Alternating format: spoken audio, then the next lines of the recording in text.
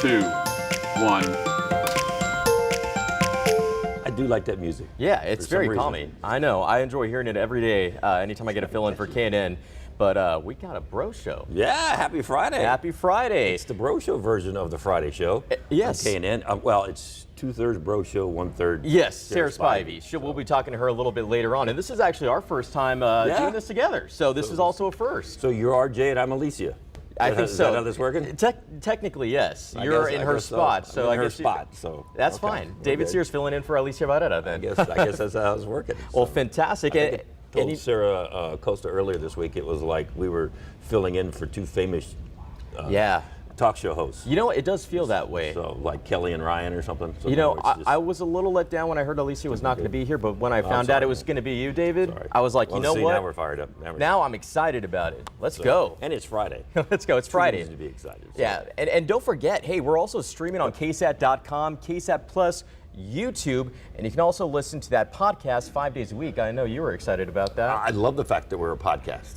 Automatic podcast. Yeah, automatic. Today we're going to be talking about Comic-Con. You ever been there? No. Been to one in San Antonio? No, have you? It's just like it's like their own world. I've been to cover it, never actually attended. Oh, wow. Very Superheroes, interesting. Yeah. villains, all the good stuff. But and the that's- big one is out in San Diego. That's right. Finally where this one is. returning. Yeah. First time since the pandemic. And Tim Duncan, he's getting his own Funkopop. Big deal. I had no idea what that was till Alyssa explained it to me earlier. You know what? We have a lot of these Funko Pops roaming around the newsroom. Do we? Apparently we do. And I was just didn't- showing a few. There's a collection some of us have. Of Really? course, yeah. Who's got one? Lee Waldman, we know our editor Tim Stewart just showed me one that looks Does he like have one over there? Baby Yoda. Maybe does he really? Yeah. Hey, Tim Stewart, you have a Funko Pop, Baby Yoda? We're gonna borrow. Yeah, that we in a got minute. we got to go bring that, We're gonna that borrow it in a Funko minute Pop for here the in a story. minute.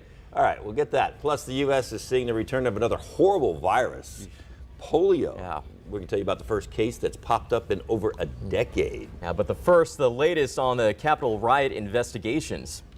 All right, the House January 6th committee had the most detailed hearing yet. In their final hearing yesterday, they laid out a minute-by-minute account of President Trump's actions from the moment he ended his speech that day to when he finally told the mob to go home.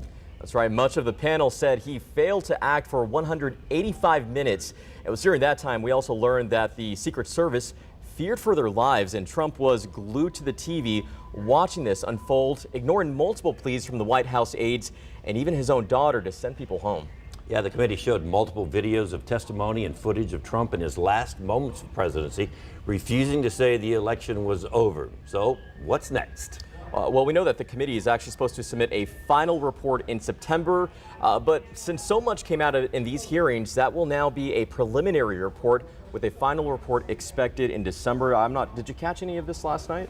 I did not catch a lot of it last night. A Yeah. little bit here, a little bit there. A little bit here, and same, you know, the early shifts obviously make it a little bit Yeah. difficult to catch it when it's prime time, but, you know, we know that the panel focused on his location, as we were just mentioning, specifically that he was in the White House dining room, sitting at the head of the table, Yeah. and ignoring those pleas from his aides to turn the people around. Even his family. Even was his trying to family. plea. Even his daughter was trying to tell him to tell these people to go home and hesitated for a while. So, you know, very interesting. even though that we know that there was, you know, you and I probably caught as much as we probably did because of our shifts, but, you know, I was reading somewhere that, you know, ignoring the calls for help from the Associated Press, actually, that included law enforcement, defense secretary, Homeland Security, and the Attorney General. So there's a lot of information that's unfolding, and we're just gonna have to wait and see how all of this turns out in September when that preliminary report does come out. It'll be very interesting. I guess there's a chance that they have so much that they've discovered throughout this process that they've been through all summer long, this report I read earlier, that this report may not even come out till December now, because they have so much information and they're trying to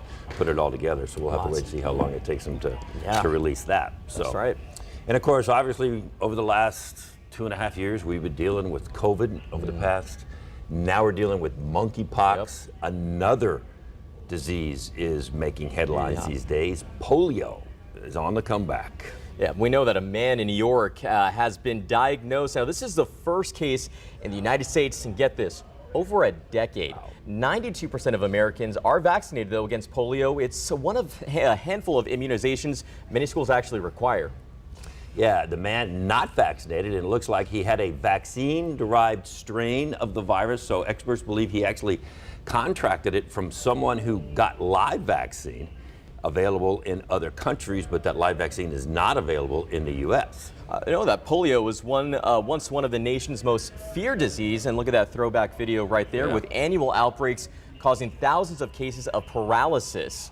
Back in 1979, polio was declared eliminated in the U.S. 24 years after the vaccine started rolling out, so that gets you thinking, is this COVID going to last that long before we can eradicate it with all the vaccines if it took polio 2.5 decades to finally be eradicated? I always feel when there's a virus or some sort of disease that we're first learning about, there's the initial fear and the panic that we all probably feel because it's the unknown. And I think over time, especially now that we're dealing with COVID and we're now 2+ years into it, we get more of the medical diagnosis and prognosis from the doctors, the experts, and so I think we're learning more about this. And so with polio, you see what, 20+ years that we've been able to see it, just the change that's been made over that time. And I read a headline earlier this morning that somebody had actually contracted COVID and monkeypox at the same time.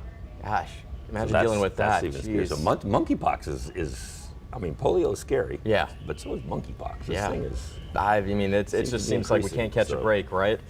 Speaking of scary, how about those villains at Comic-Con? Heroes, too. Don't forget about the heroes, David Sears, superstars and fans.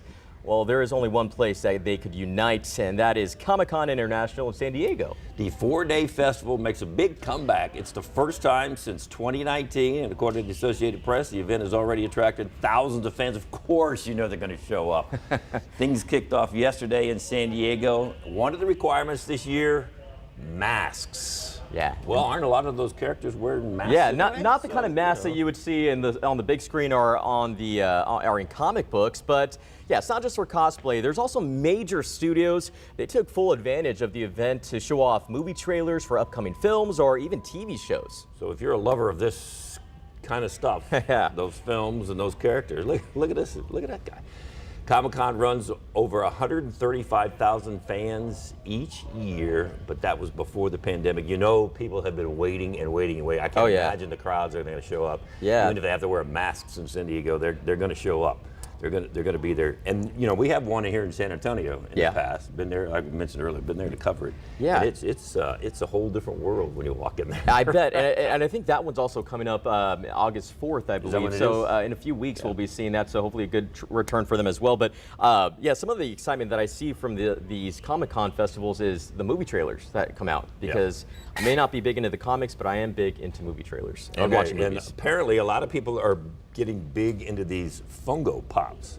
These are kind of little, I don't know, they're dolls or little figurines or little figures. This is Yoda. All right.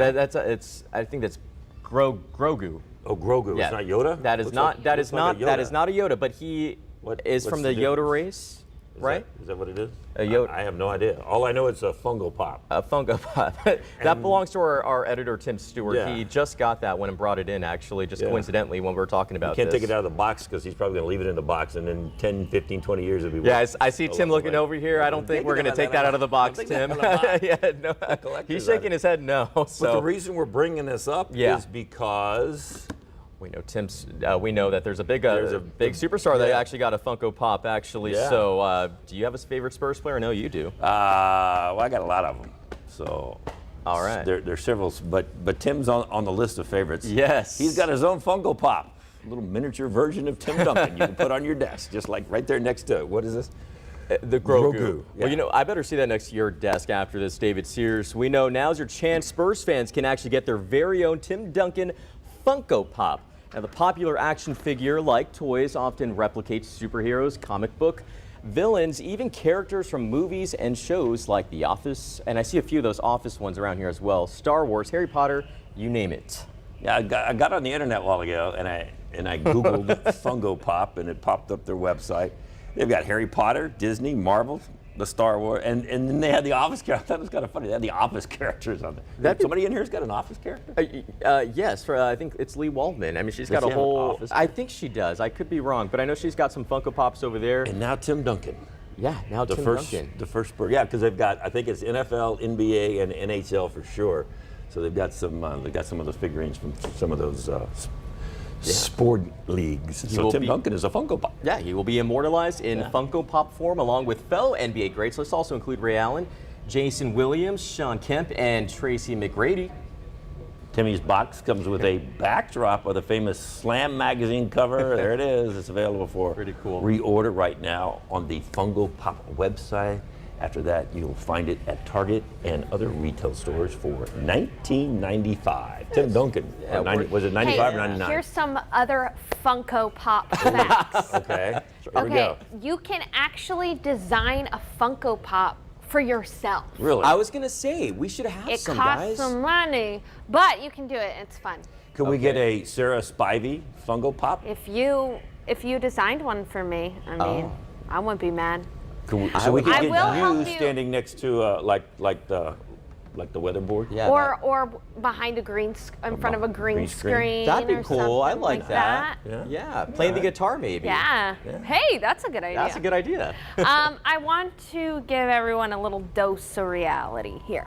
Okay, so far we have the hottest July on record. We're looking at the average temperature for this month, and the average is the average of the morning low and the afternoon high. So with our morning lows and our afternoon highs, our average temperature is 90 degrees. That beats out July of 2009 by more than a degree. So we're on track to have the hottest July on record. That would follow the hottest May and the hottest June on record. So this summer is likely going to be our hottest on record, if not one of the hottest on record. So very impressive there. Outside right now, we're starting to see skies clear. Temperatures are still in the 80s. Notice though that it's still fairly cloudy out in Uvalde County. You know, yesterday we were at about 86 at noon, and then in the course of 2 hours we jumped up to 101. So right after noon here, we're going to see our temperatures really start to pile on, warm up. It's going to be very hot around South Central Texas. You can bank on another day here where we're going to be seeing triple digits. And that 84 feels like 90 right now because we have high humidity out there. Gulf of Mexico humidity streaming in from the southeast. And a look at this KSAT 12-hour forecast. If you're planning your afternoon, know that you're going to want to find some shade because already by 3 p.m. it's going to be close to 100. And then we'll forecast a high temperature of 101 today. This would be our 43rd 100-degree day so far this year. We've still got all of August to get through. Otherwise, you know, this evening it's not going to cool down all that much. We're still going to be at 90 after sunset at 9 p.m., still at 86 by 11. A lot of us going to want to cool down by the pool this weekend. Here's your poolside forecast. 101 tomorrow, 102 Sunday. Feeling a little hotter than outside because of the high humidity. And keep in mind too, the UV index is going to be extreme. So if you don't use sunscreen, you could experience skin damage time within about 10 to 20 minutes. So please use caution.